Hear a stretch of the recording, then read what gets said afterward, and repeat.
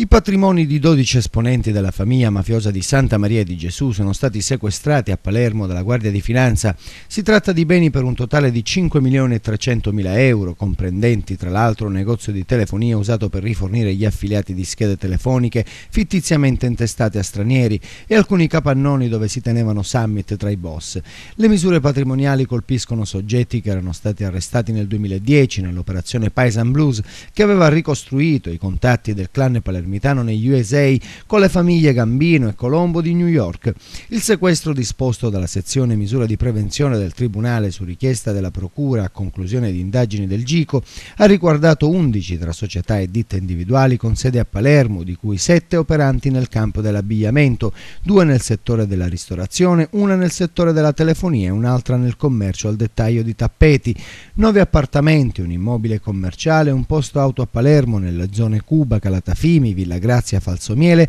Zisa e Oreto Stazione, una villa abusiva nella zona Villa Grazia, Falsomiele di Palermo, una villa in Campo Felice di Roccella, 2 terreni in contrada Villa Grazia di Palermo, 11 auto, anche di lusso tra cui Porsche, Mercedes e Audi,